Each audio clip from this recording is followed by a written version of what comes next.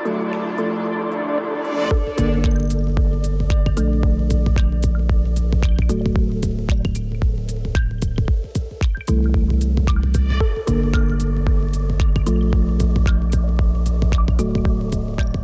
right, well, what I'd like to do is introduce our guest today, Alex Arena, who was 16 years the CEO of PCCW, and for a few years as the regulator in Australia, a few years as a regulator in Hong Kong.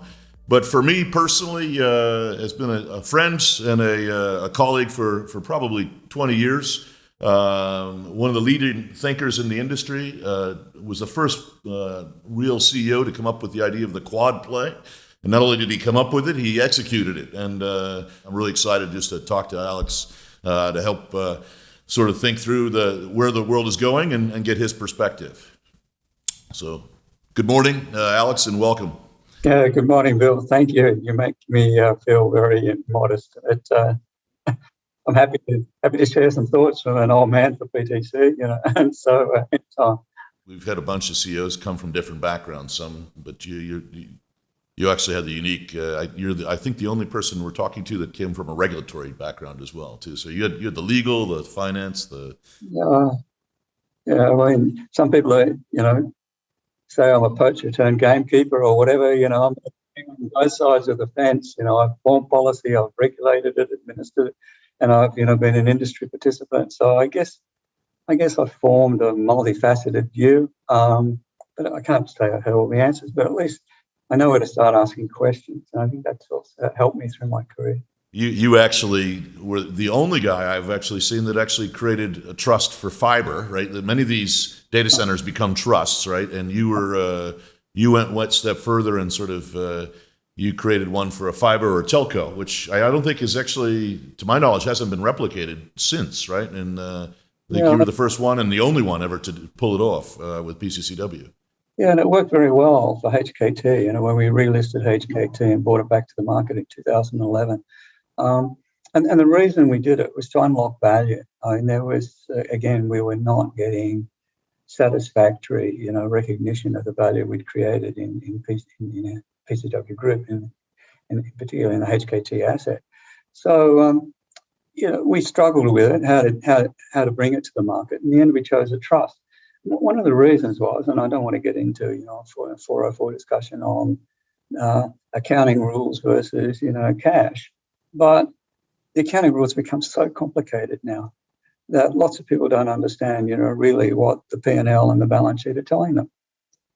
And particularly around non-cash items, around, fair value adjustments. And, if you go and raise a bond, and particularly if you raise a perpetual pref or something like that, what's the equity component or what's the, the fixed income component? So, and because of that, the balance sheet, both the balance sheet but particularly the P&L, is so difficult to read.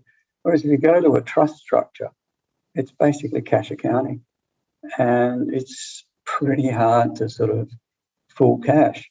And what we did with HKT was we said, well, okay, we'll make it part of the trust deed, that 100% of the cash flow of the business will be distributed to shareholders every year. So you don't have this accounting notion of P&L, which can vary quite substantially, and you don't have the impact of non-cash items in there. So every year, HKT's been pumping out very good dividends, and it's been rewarded basically on a dividend multiple rather than a traditional EBITDA multiple. And what do you think about this data privacy? You think each country is going to require everyone to essentially have data resident in their country, or do you think that's because essentially Australia, I think, is taken a stab at this recently, right? Which is that they don't want personal information leaving the country. But I think it's also in the Nordics. There's also some movement afoot as well. Yeah, I think a lot of people are going to become concerned about that. I mean, a lot of policymakers, legislators around the world are going to be concerned about that. Data being moved offshore, what's the use of that data? And I think it'll have, undoubted national security implications as well, and being able to understand who's doing what within one's borders. I think that's a given, Bill. There's going to be more and more interest and concern and probably constraints put around using people data within country and also probably across borders. Yeah. Well, I think just as a last sort of thought, the industry, telecom and tech, actually largely has been a beneficiary of COVID. So, in your view, do you think that petrol continues to get pumped on the fire for a few more years? Or do you think you're optimistic, at least for the industry, in that sense, even though COVID may limit how often people see their families and things? I mean, what's your thoughts on the tech and telecom industry future? Oh, I'm very optimistic about it. I mean, so if I think about what fintech alone could do for the telecoms industry, it's just phenomenal. But that's only one super app. If I start talking about electric cars and my view on electric cars, and I said it before, is that to me an electric car is basically a SIM card and computer on wheels, right? And you interconnect that. It's an island of intelligence. It's interconnected into a massive transportation system. I mean, you can have a new public transport system. And just imagine the data centers and the fiber and the 5G and just to support that one application, because, I mean, we'll have things like controlled road space. We don't need to have lane markings anymore because we won't be driving our cars. It'll be all the intelligence, the AI intelligence will be driving the cars and keeping them apart.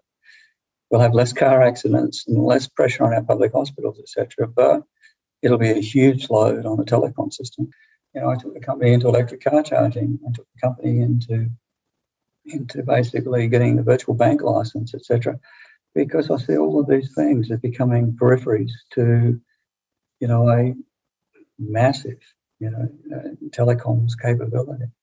Thanks, Alex, a lot for taking the time. I think you gave us some great insight into the future. Also, just some great insight onto how some things happened over the past, and it's just an honor to have you on the show. And thank you very much for taking the time. And we'll keep in touch with you over your retirement. So thanks a lot for the time today.